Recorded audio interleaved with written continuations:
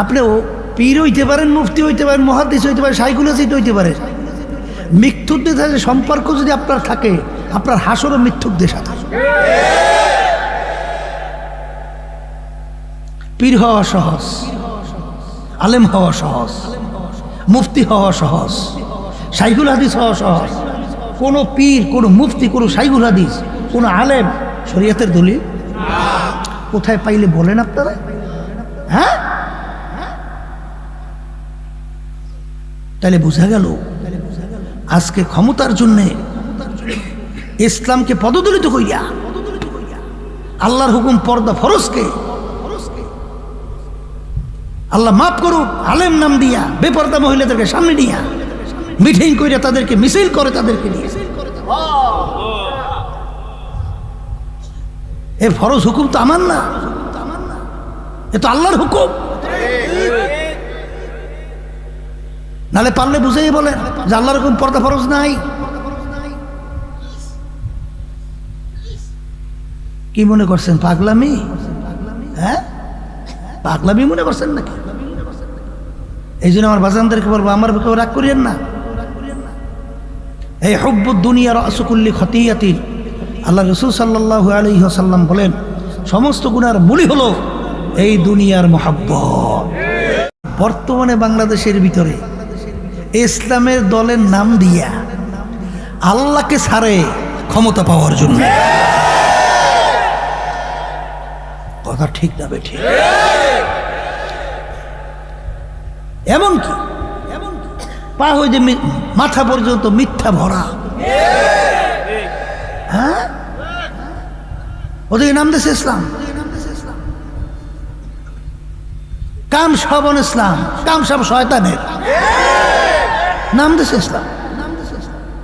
আমি বাজানদেরকে জিজ্ঞেস করি, বাজান মুনাফিকের 3টা আলামত চিহ্ন শুনছেন না? কয়টা? এর ভিতরে একটা চিহ্ন আলামত হলো ইযা হাদ্দাসা কাযাবা, যখন কথা বলে মিথ্যা কথা বলে। এটা মুনাফিকের চরিত্র। আর মুনাফিকের ব্যাপারে আল্লাহ কি বলছে? ফি দারকিল আসফালি মিনান নার, ওর জায়গা হবে জাহান্নামের একেবারে শেষ তবকা। আল্লাহ রাসূল সাল্লাল্লাহু আলাইহি ওয়াসাল্লাম তাকে উপাধি দিয়েছিল কাফেররা আল আমিন, সত্যবাদী। আবু বকর রাদিয়াল্লাহু তাআলা উপাধি পাইছিল সিদ্দিক, সত্যবাদী। আল্লাহ রাব্বুল আলামিন যাদের পদঙ্ক অনুসরণ করার জন্য বলছিলেন ইহদিনাস সিরাতাল মুস্তাকিম সিরাতাল্লাযীনা আনআমতা আলাইহিম, যাদের উপরে আপনার পক্ষ থেকে নেয়ামত বর্ষিত হয়েছে মালিক, তাদের পথে চালান। তারা কারা? আল্লাহ অন্য আয়াতে তাদের পরিচয় দেয়, মিনান নাবিয়িন ওয়াস সিদ্দিকিন ওয়াস শুহাদাই ওয়াস সালিহিন। মিনান নাবিয়িন, দ্বিতীয় পর্যায়ে সিদ্দিকিন, যারা সত্যবাদী। কথা বলে না? তাহলে আল্লাহ রাজি খুশি কাদের উপরে? বলেন সত্যবাদী।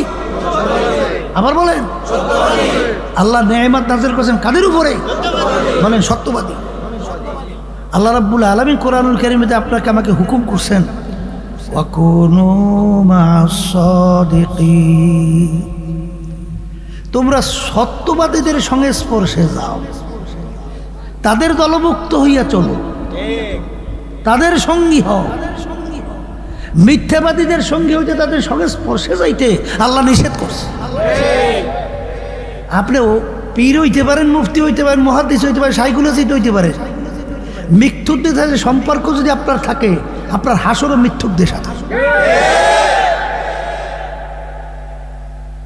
পীর হওয়া সহজ, আলেম হওয়া সহজ, মুফতি হওয়া সহজ, শাইখুল হাদিস হওয়া সহজ।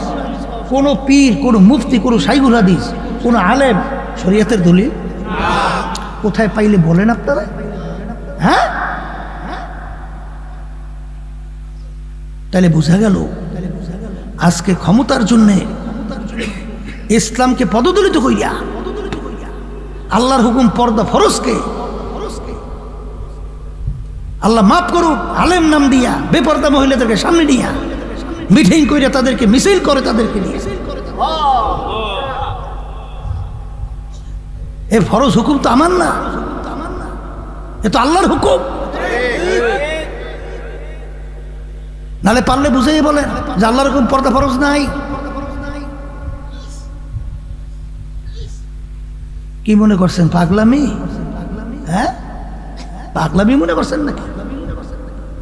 এই জন্য আমার বাজানদেরকে বলবো, আমার কেউ রাগ করিয়েন না। এই হুব্বুদ দুনিয়া রাসু কুল্লি খতিয়াতিন, আল্লাহ রাসূল সাল্লাল্লাহু আলাইহি ওয়াসাল্লাম বলেন সমস্ত গুনার মূলই হলো এই দুনিয়ার মহব্বত।